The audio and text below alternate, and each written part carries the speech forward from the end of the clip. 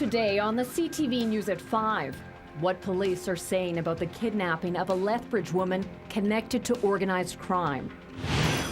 Plus, 3 students remain in critical condition after a minivan plowed into a school in the town of St. Paul. And what the new bosses of the Brooks meatpacking plant are saying about their plans.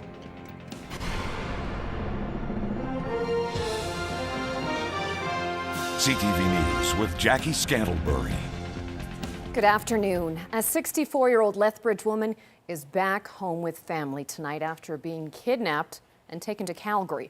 Police believe the kidnapping is connected to organized crime and likely the group's way of sending a message to the victim's family. It's believed the woman was snatched from her vehicle in Heritage Heights in West Lethbridge just before midnight last night. After having no luck contacting her, the woman's family found her vehicle abandoned and still running. That's when they called police. Then, early this morning, the woman flagged down a police officer in Calgary. That the victim has not been especially forthcoming at the moment, and our investigators continue to work with the victim, but at this time we lack some information. So, of course, we'd never like to see anybody taken from our streets, and when this level of threat or this sort of event occurs, it's always concerning. But officers don't feel that the kidnapping was over drugs. They think it's over a debt. The woman is currently under the protection of police. Social media was an important tool for a Lethbridge mom who reconnected with her missing 15-year-old daughter. The teen's family posted information on Facebook yesterday saying that she didn't come home and they hadn't heard from her since Monday night. Within hours, the post was shared with hundreds of people. A social media expert at Lethbridge College says this was a great example of how people can use the internet to solve real-world problems. Many who posted on Facebook were from other cities or provinces, but said they would pass the message on and keep an eye out for the girl. Hours later, the teen was found safely. Urgent communications and dire situations, natural disasters, missing children, things like this are spread very quickly. The community cares about them. And just as you talk in real life about things you really care about, you talk online about them too. And a survey released earlier this month says Albertans are more likely to use social media in an event of an emergency than any other province in Canada. 3 young students remain in critical condition tonight after a minivan plowed into a school in the town of St. Paul, northeast of Edmonton. The students were in the middle of class at Raclette Junior High School in St. Paul around 9:30 this morning when a minivan plowed through a wall of windows right into a classroom.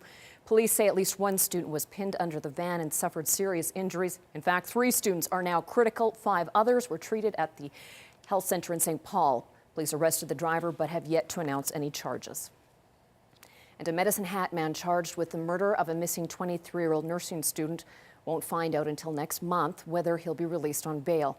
34-year-old Jarison Stopansky is charged with second-degree murder in the death of Amy Lewis. She hasn't been seen since June 11th. Despite a massive search, Lewis's body has never been found. Police say they have evidence that Lewis is deceased.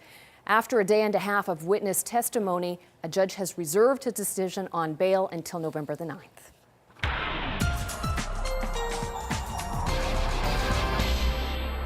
Dory Rossiter is here. Dory, still a few days before we get back into those positive numbers.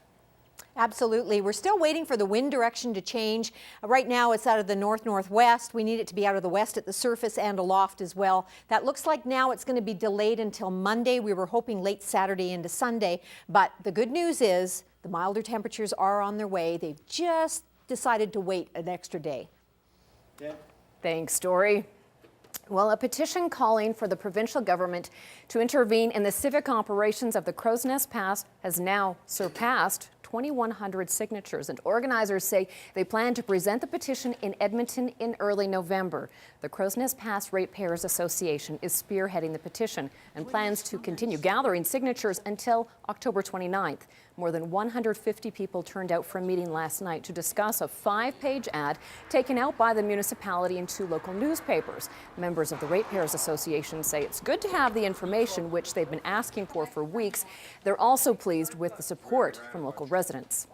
I'm proud to be a Crow's Nest Pass person, because a resident, because they decided enough is enough, and they're standing behind everybody, the volunteers, what we stand for. They're out there, and they're there in big numbers. bigger numbers than we even thought. So it's a good feeling when you challenge something like this and then you get the support.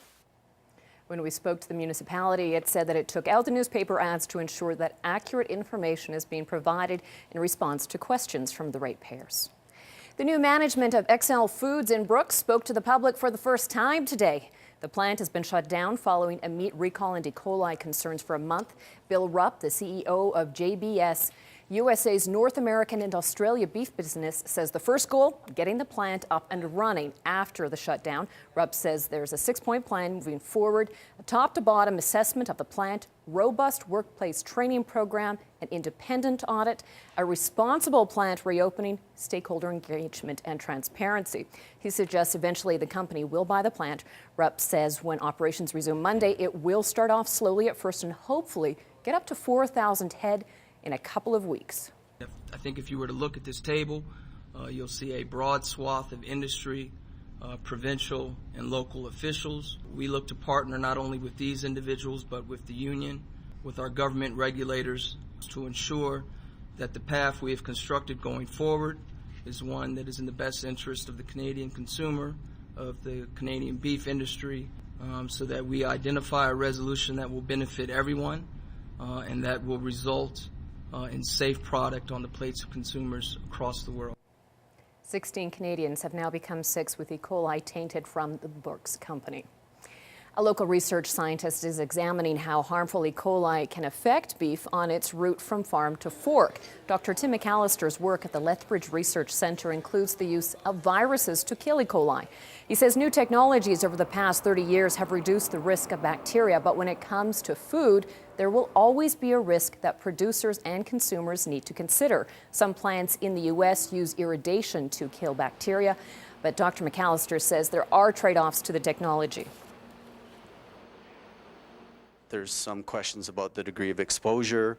There is some reduction in nutritional value in terms of vitamins and that are also damaged by the irradiation process. So, and then there's the cost. And when you look at the data, the scientific data that we have now, the magnitude of that reduction is not that great relative to many of the procedures that are already in place. Dr. McAllister says not all E. coli is bad, but you can avoid getting the harmful kind by washing your hands often and cooking food properly. Lethbridge police are warning residents about a creepy cyber scam. It's one where the criminal watches you through the camera on your computer. It's all part of a cyber ripoff that comes with a ransom note. As Kent Mulgat explains, BC police issued a similar warning earlier this week. Natalie Franson shares her laptop with her young children, so when her computer screen was locked by people claiming to be the police cybercrime department, it came as a shock. The message on the screen accused her of a shopping list of criminal online activity. Copyright, pornography, child porn, gambling, what else was it? Terrorism activity. Along with all of these threatening messages, the webcam came on Franson's computer. And it was like they were in my home, and I had no control over it. And this is where the ransom comes in. The only way to unlock the computer, according to the on-screen message, was to pay $100. And it's one of the things that is facing law enforcement across the globe in terms of tracking down crime that is committed through the internet using cyberspace as the venue. The police suggested Franson report the incident to the Canadian Anti-Fraud Centre, which she did. But she's left with little hope that the people who tried to extort her will ever be caught. Franson has been urged to have the malware removed from her laptop by a professional, and the general advice is to update your antivirus software, use pop-up blockers, and be careful where you click. Kent Mulgat, CTV News, Kamloops. Lethbridge Regional Police say there have been a few businesses affected by the ransomware virus. Officers with the Economic Crimes Unit say it's extremely important to be vigilant. The way our society is now in computers and the amount of important data we have on our computers, these kind of intrusions or attacks can be very detrimental on a business, and they can cause a huge amount of either time and financial loss to a business if their data is compromised. And privacy issues as well can cause a lot of grief for these companies. The new collision reporting center inside Lethbridge Police Headquarters is proving very effective. It's been a steady stream of people into the center since the snow began to fall. Staff there say they've seen 63 people and handled 42 claims in the past 48 hours. The center was opened on September the 13th in the hopes of freeing up officers from crash sites to deal with other calls. So far, staff say it seems to be working the way that it should.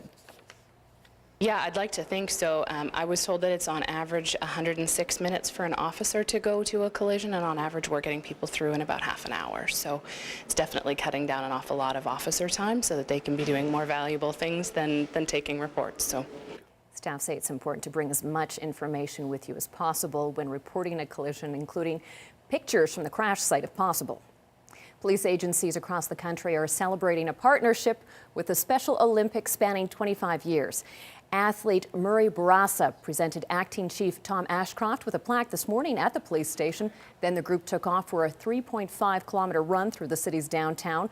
Runners wore red laces in support of the athletes, coaches, and supporters. It's part of what police are calling Be a Fan Day, celebrating their unique partnership. Law Enforcement Torch Run is a huge fundraiser for Special Olympics, and it means a lot to us.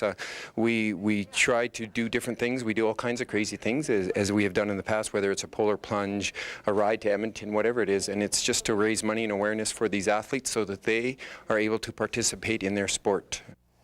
And speaking of funds, here's a look at the day's markets.